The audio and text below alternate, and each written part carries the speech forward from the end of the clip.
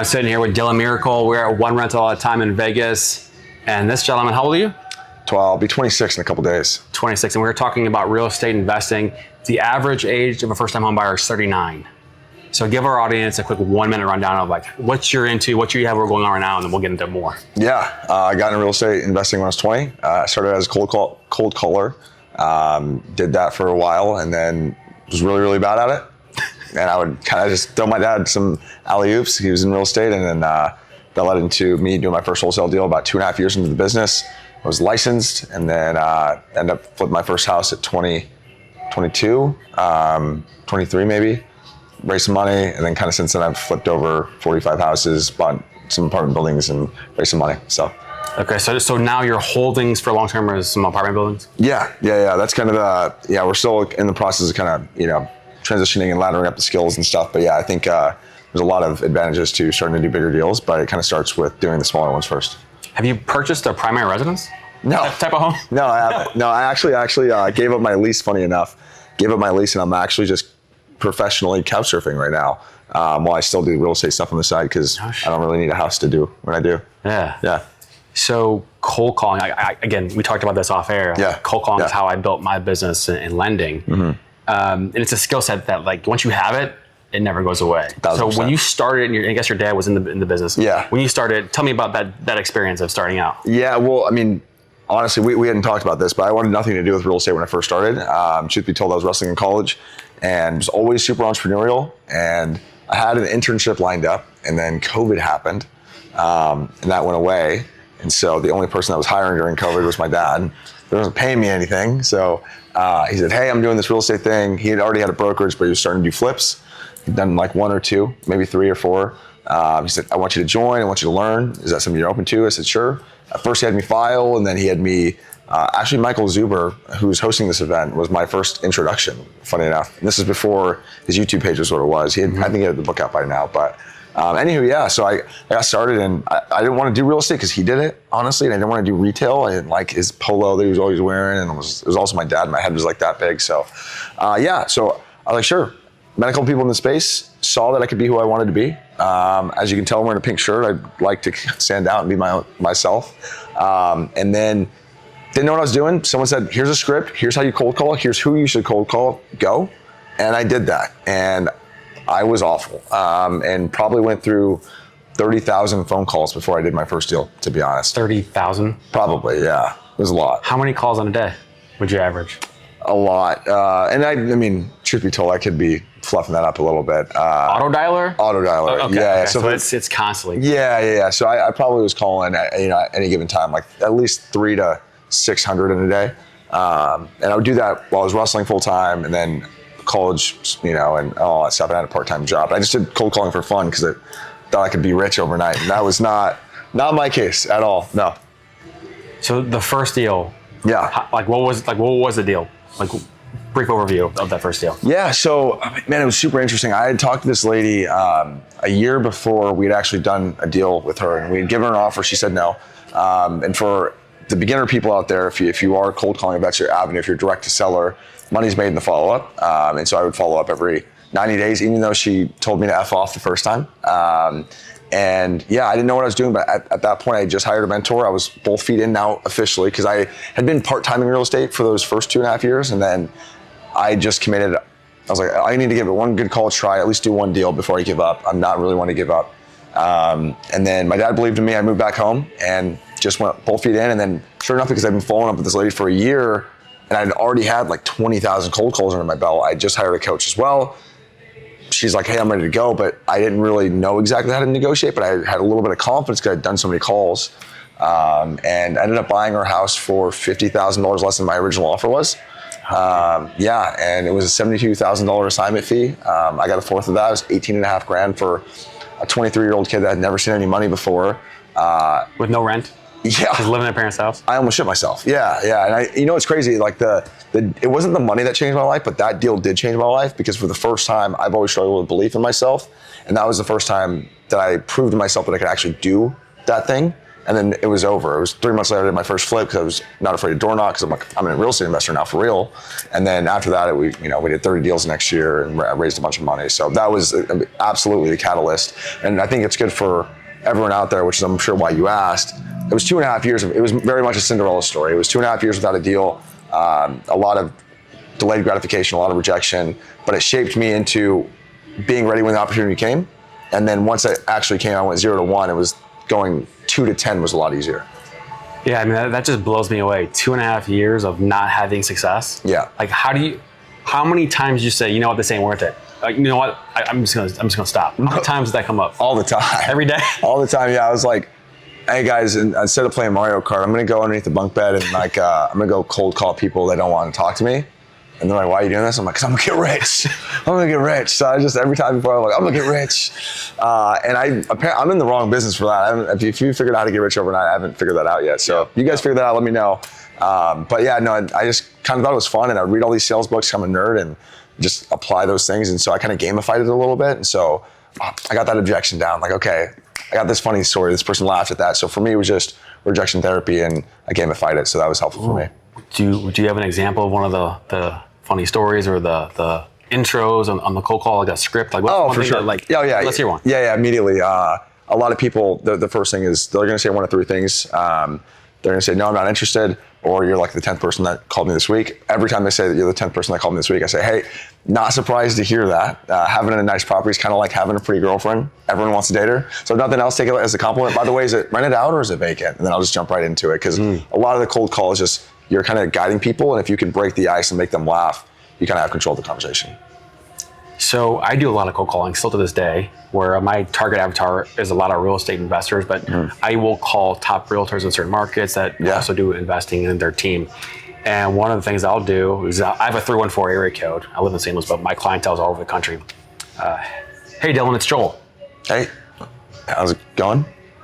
Hey, man, we don't know each other, but the reason I was calling, but like that pause. Yeah. It's Joel, and we don't know each other. Totally. But, yeah. And, it's not sophisticated, but it's been able to open up the conversation for an actual 30-second conversation. What you're talking about, though, is so good for people, because life is genuinely so simple. And I think that we think that there's going to be a magic word that we're going to say. Like, even that story, it's like, that's a bite-sized story, but the thing that you're doing is, it's energy, it's pausing, you're having a real conversation with someone, and you're not being weird. The moment you sound salesy, it's not real. That's why I feel like people struggle on the phones. That you're just having a conversation. Hey, we obviously don't know each other. It's like, yeah, of course, but people are afraid to overcome that a very obvious elephant in the room. Yeah, and the energy part of it is so important. And this is something that I'm still learning to this day, and I never would have gotten probably 10 years ago. But the ability to not need something, but still put the work in. I don't need your business, but I've carved out this core of business that I can do, so I'm gonna be okay. Yeah. This extra lane of me doing outreach is just extra, and it's literally just me. I just turn into me having fun. I've talked to this many people and asked questions and learned things about what they're going through, or pain points, or things that they may be excited about, and it's oh, well, but coming across with nothing that you need, and coming across in a way that's really just a calm conversation. To me, that's totally been agree. so powerful. Yeah. Okay, so for you, 2026, you've got a lot of things you've been doing. Yeah. What's the one thing that's got you the most pumped up and okay, let's rock and roll, energetic? Yeah, just going into this year.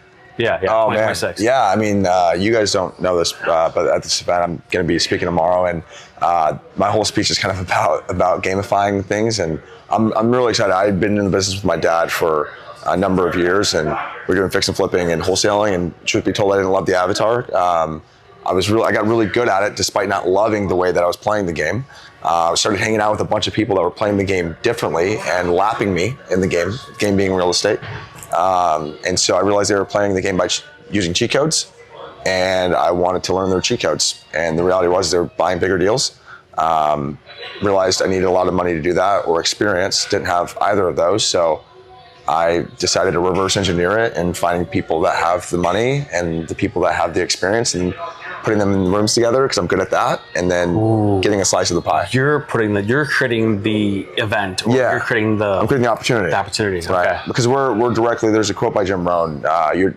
your value in the marketplace is how you're compensated. Essentially, I just completely butchered that, but basically the more value that you're able to create in the marketplace, you're going to be rewarded financially for that. So if you want to do bigger deals with bigger people, you need to learn how to create bigger value. And so people with money are always looking for deals, and people that have deals are always looking for more deals, but they always need money.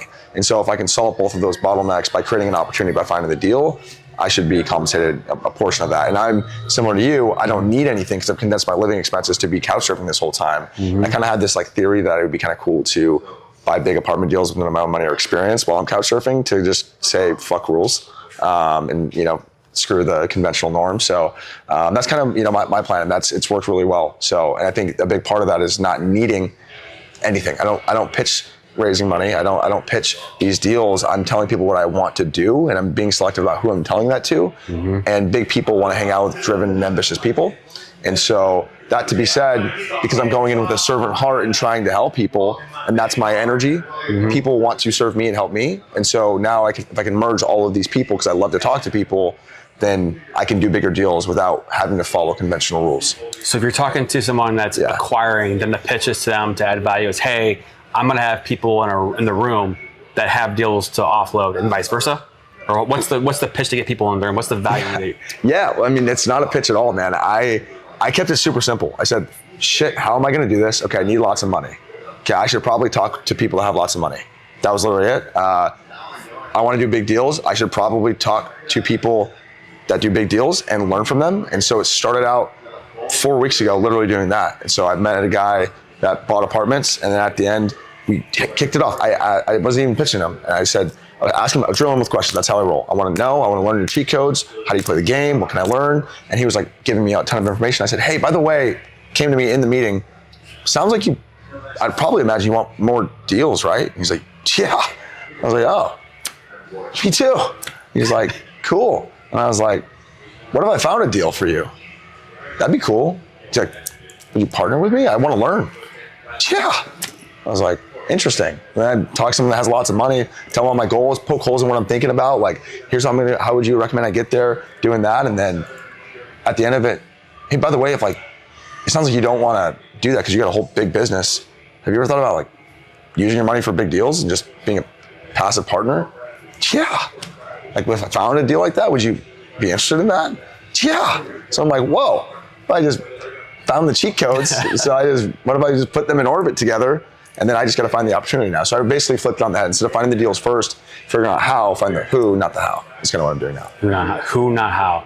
But you can't, it's hard to have those conversations in that type of framework without all the work that you've done 1000% leading up to it, right? 1000%. Yeah. I think you do have to have a little bit of delusional self-belief, because I do have a nose ring. I'm wearing a pink shirt. Like, I definitely don't belong at these very conventionally suit and tie type tables. But I believe I belong there. So I think that energy carries a long way. But that to be said, had I not gone through 30,000 cold calls, had I not done 40 plus deals, had I not raised over $5 million, I wouldn't have the confidence and the ability to articulate what I'm doing. And then the reality is I've just consistently hung out with bigger people than me, consistently asked questions, consistently showed up to serve. I believe in giving more than I take to any of my relationships. And so what happens over time is you have compound interest in relationships. And I think a lot of people look at money as the goal. Money's not the goal.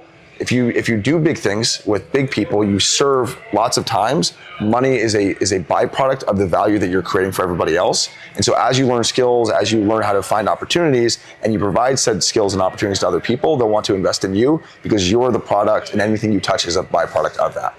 And money will follow. Love it. Yeah, I mean, just hearing your story in this depth, like I still can't get over the 2.5 years of not seeing results and still keep on going. Because like that type of focus and consistency and devotion and obsession, like 99.99% of people would have said, fuck it, I'm out. Yeah. So I love to hear that story. I mean, I you don't have a whole lot of time, but like, what's the one thing you said, I want to be rich, but like beyond that, like why that thing versus like switching to a different thing? Back in those days. That's a good question, man. I mean, I had a number of failed things that I'd done. I tried Forex trading. I flipped couches and iPhones and sold popsicles and Pop-Tarts and stuff. I did anything I could do to like make a buck. And I don't know, I think I think my dad stoking the fire, honestly, was helpful. I'm not gonna say I'm like a self-made man. I'm definitely not. I have a lot of good mentors, friends, and my dad in my life. And So that was a big part of it for sure. I think also realizing that I had access to resources in that. And so I knew I didn't really want to do real estate. I didn't want to do it the way he was doing it, but I liked that I could learn skills. And then when I learned that people could be whoever they wanted to be in real estate as like investors, like one of the first guys I met was wearing his hat backwards. Like Michael Zuber's got these awesome, crazy shoes. Like they're just not fitting a certain mold. And I'm not obviously someone that's going to fit a mold. And I appreciated that. And I think more importantly than what real estate was is like, okay, I have access to resources and I can be who I want to be. And then why I stuck with it, I think it's just because I'm dumb, to be honest. I didn't overthink it. I was just like, eventually it's got to work one day, and luckily it did. So good stuff, man. Thanks for making time. Yeah. Thank you. All right, cool. Appreciate Thanks, it.